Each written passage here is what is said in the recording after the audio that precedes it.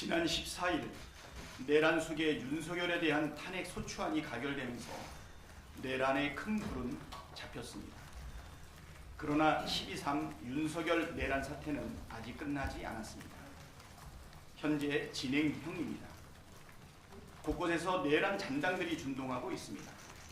이에 따라 경제, 외교, 안보도 위기가 가중되고 있습니다. 빠르게 진압하는 것만이 국가를 살리기 위한 최선의 방책입니다. 한덕수 국무총리가 지난 19일 6개 법안에 대해 거부권을 행사했습니다. 대통령의 권한을 대행함에 있어 가장 소극적인 권한 행사만을 해야 할 총리가 가장 적극적인 권한인 거부권을 행사했습니다. 본질적으로 거부권 행사는 기존 윤석열의 국정기조를 그대로 따르겠다는 뜻으로밖에 해석할 수 없습니다. 총리가 내란 대행을 하고 있는 것 아니냐는 의심이 나오는 이유입니다. 내란 속에 윤석열이 파괴한 헌정 질서를 복구할 막중한 책임이 있음에도 국민의 뜻이 아니라 내란 수계의 뜻을 따른 것에 대해 국민적, 역사적 심판을 피하지 못할 것입니다. 거듭 강조하지만 한덕수 총리는 대통령이 아니라 총리입니다. 임명직인 총리가 대통령의 권한을 대행한다고 해서 선출직인 대통령이 될 수 없다는 것은 상식입니다. 총리로서 대한민국의 주권은 국민에게 있고 모든 권력은 국민으로부터 나온다는 헌법 제1조의 정신을 준수하고 지켜야 할 책무가 있습니다. 헌법을 파기한 윤석열이 아니라 헌법에 따라 국민의 뜻을 따르길 다시 한번 촉구합니다. 한덕수 총리가 해야 할 일은 국가 위기 상황 극복을 위해 총력을 다하는 것입니다. 이를 위해 내란 사태가 빠르게 종결될 수 있도록 필요한 조치를 취하고 국회와 힘을 합쳐 민생 경제 회복에 총력을 기울여야 합니다. 신속한 내란 사태의 종결을 위해서는 첫째, 상설특검 후보 추천 의뢰를 즉시 해야 하고, 둘째, 내란특검법과 김건희 특검법을 즉시 공포해야 합니다. 셋째, 헌법재판관 임명 절차를 지연하지 말고 신속하게 진행해야 합니다. 특검은 한덕수 총리가 헌법과 법률을 준수할 의지가 있는지, 국민의 뜻을 따를 의지가 있는지 확인할 수 있는 바로미터입니다. 우선 상설특검 후보자 추천 의뢰를 즉시 해야 합니다. 특별검사의 임명 등에 관한 법률에 따르면 특별검사의 수사가 결정된 경우 대통령은 제4조에 따라 구성된 특별검사 후보추천위원회에 지체 없이 2명의 특별검사 후보자 추천을 의뢰하여야 한다고 되어 있습니다. 국무회의 의결 절차도 필요 없습니다. 권한대행인 총리가 바로 후보자 추천을 의뢰하면 됩니다. 상설특검 수사 요구안이 정부에 통지된 게 11일입니다. 벌써 10하루째 지체되고 있습니다. 묵과할 수 없습니다. 내란특검법과 김건희 특검법도 즉시 공포해야 합니다.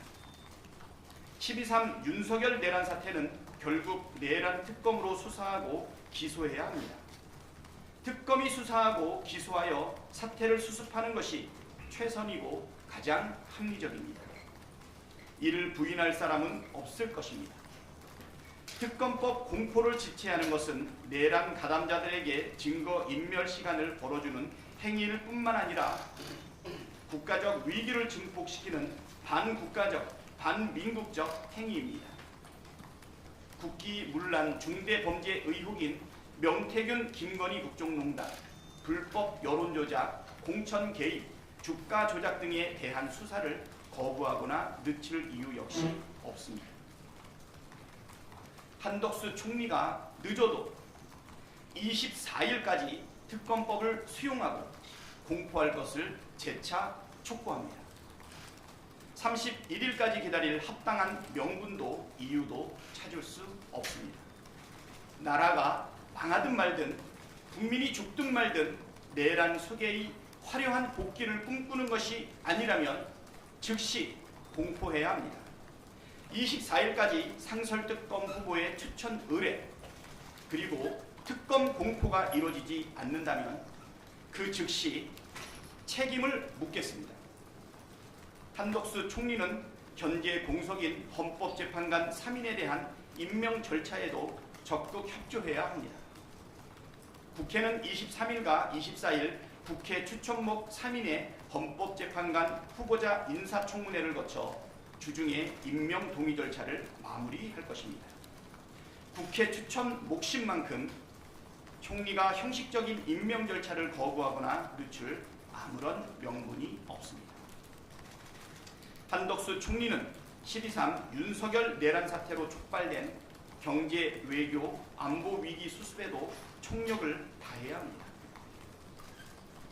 이재명 대표가 전국 수습을 위해 국회와 정부가 함께하는 국정안정협의체 구성을 제안한 바 있고 우원식 의장도 국정협의체 가동을 제안한 바 있습니다.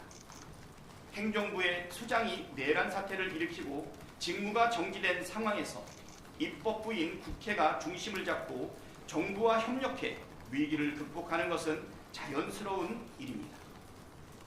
권성동 국민의힘 대표 권한대행이 여야정 협의체에 참여하기로 밝혔습니다.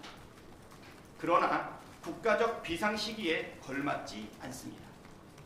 여전히 국민의힘은 내란을 옹호하는 입장을 고수하고 있습니다. 매우 우려하지 않을 수 없습니다.